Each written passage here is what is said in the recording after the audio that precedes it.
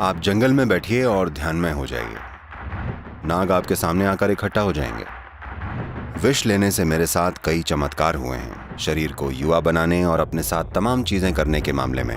ऐसे कुछ विशेष तरह के योगी होते हैं जो अपने साथ ऐसे पहाड़ी बिच्छू रखते हैं। वो बिच्छू का डंक ले लेते हैं। वो बिच्छू का डंक अपने न्यूरोलॉजिकल सिस्टम को बिल्कुल हिला डालने के लिए लेते हैं। जागरूकता की पहुंच कहां पर है उन्हें ये पता चल जाता है। तो आपने बताया कि ये साधन हमारी पहुंच उस चीज तक बनाते हैं जिसे हम कुछ भी कह सकते हैं, जागरूकता या बुद्धिमानी। लेकिन आपने कहा कि ये इंसानों के लिए है, तो जानवरों के बारे में आपका क्या ख्याल है और वो दुनिया को किस तरह से अनुभव करते हैं? देखिए, जब जानवरों की बात आती है तो एक जानवर कुछ इस तरह से प्रोग्राम्ड होता है कि उसका ज्यादातर जीवन जिंदा बने रहने के लिए फिक्स्ड होता है। मान लीजिए इस मामले में चाहे वो कोई भी प्राणी हो, अगर उनका पेट भरा है तो उनका जीवन ठीक हो जाता है, वो खुशी खुशी बैठते हैं। लेकिन ऐसा स्वभाव इंसानों का नहीं होता। पेट खाली हो केवल एक समस्या है, पेट भरा है 100 समस्याएं। ये है इंसानों का स्वभाव। क्योंकि जिंदा बने रहना हमारे लिए आखिरी चीज नहीं होती। जब जिंदा बने रहने के इंतजाम हो जाते हैं, सिर्फ तभी आदमी का सही रूप जागता है। तब तक हम भी बस एक जानवर की तरह ही हैं। जब हम बहुत भूखे होते हैं और सवाल जिंदा रहने का होता है, तो हम भी किसी दूसरे जानवर की तरह ही होते हैं। इंसान बिल्कुल दूसरे जानवरों की तरह ही लड़ पड़ते हैं जब सवाल जिंदा रहने का आता है। सिर्फ जब वो चीजें सेट हो जाती हैं, तभी इंसान होने के दूसरे आयामों की संभावना आती है। तो बस जिंदा रहना हमारे लिए आखिरी चीज नहीं होती है, ये हमारे लिए शुरुआत है। ये जिंदगी की पहली चीज है। लेकिन बाकी सारे जीवों के लिए जिंदा रहना ही सब कुछ है। लेकिन उनके बीच भी कुछ जीव हैं जिनकी पहुंच काफी ज्यादा है, या कम से कम वो ज्यादा संवेदनशील है। मैं उनकी पहुंच है ऐसा नहीं कहूंगा, लेकिन वो जागरूकता के मामले में ज्यादा संवेदनशील हैं। जहां भी जागरूकता होती है, कुछ जीव अलग तरीके से बर्ताव करते हैं।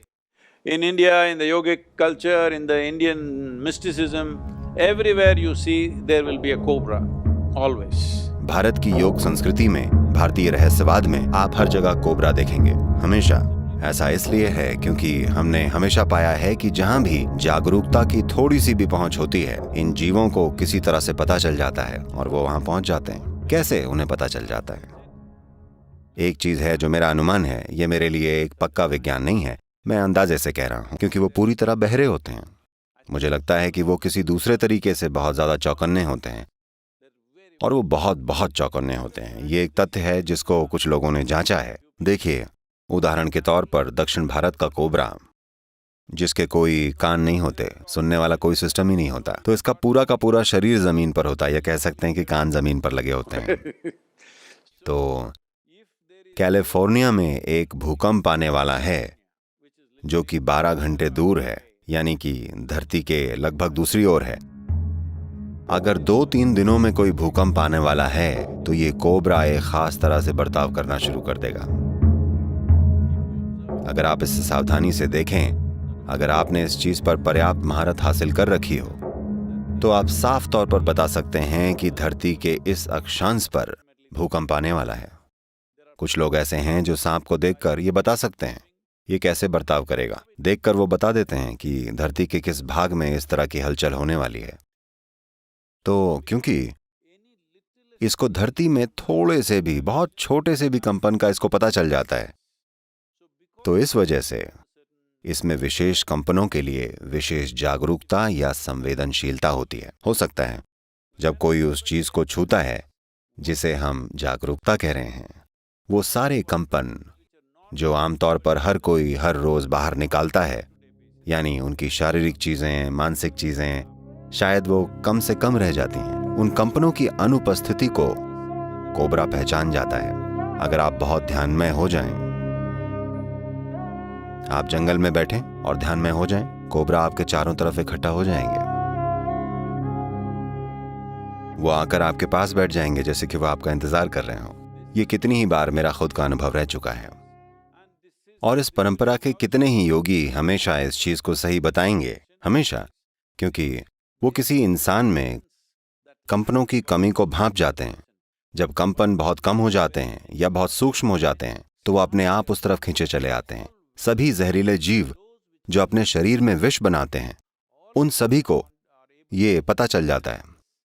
शायद मैं यहां अंदाजा लगा रहा हूं, ये बस एक अनुमान है। देखिए, कुछ जीव हैं जो अपनी क्रमिक विकास की प्रक्रिया के चलते विष बनाते हैं, शायद इसीलिए कि इसका शारीरिक आकार और चीजें कुछ इस तरह की हैं कि बिना घातक विष के ये जिंदा नहीं रह पाता, इसे लगातार खतरा रहता है।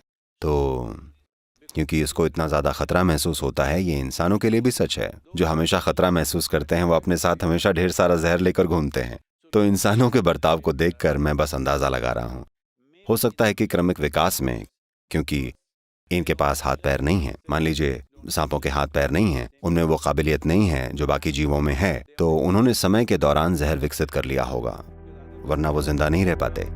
वरना उन्हें खाने को कुछ नहीं मिलता। उनके आसपास के जीव तेजी से चलते हैं, लेकिन फिर भी ये शिकार कर लेते हैं और जिंदा रहते हैं, क्योंकि इनमें जहर होता है। सभी जहरीले जीव, मैंने ये मधुमक्खियों में देखा है। मधुमक्खियां होती है ना, मेरे चारों ओर वो जैसे मंडराती हैं। मैंने कई बार ये देखा है। ये बहुत अजीब है। शुरुआत में जब ऐसा हुआ, मुझे विश्वास ही नहीं हुआ कि कैसे ये कीड़े उस चीज को महसूस कर रहे हैं जो कोई और नहीं कर पाता। इंसानों को ज्यादातर ये पता नहीं चलता, लेकिन वो इसे भांप जाते हैं। मैंने ये आमतौर पर जहरीले जीवों में देखा है, क्योंकि जहर बनाने के लिए उनमें एक विशेष प्रक्रिया चलती रहती है।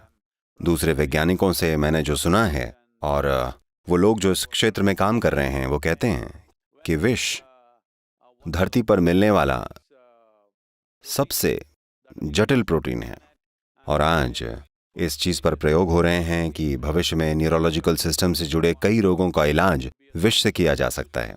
क्योंकि जानते हैं, मेरे अनुभव में विष लेना मेरे लिए चमत्कारी रहा है, खुद को फिर से युवा करने में और खुद के साथ बहुत सारी चीजें करने के मामले में। कुछ विशेष तरह के योगी होते हैं जो हमेशा ऐसे पहाड़ी बिच्छू अपने साथ लेकर चलते हैं, जो लगभग 9 इंच लंबे होते हैं। वो इनको डब्बे में रखते हैं। जब भी वो चाहें, वो फैसला करते हैं कि कब, और वो बिच्छू का एक डंक ले लेते हैं। आपका पूरा न्यूरोलॉजिकल सिस्टम झंझना उठेगा। टैंग, ऐसा 24 से 48 घंटे तक होगा। ये आपको सोने नहीं देगा, ये आपको जगा के रखेगा। और दर्द और आनंद के बीच बस थोड़ा सा ही फासला होता है।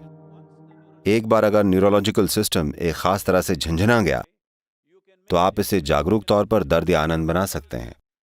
तो वो रोते हैं, हंसते हैं, रोते हैं, हंसते हैं, और ये सब 24 से 48 घंटे चलता है, क्योंकि वो विष का प्रयोग न्यूरोलॉजिकल सिस्टम को हिला देने के लिए करते हैं।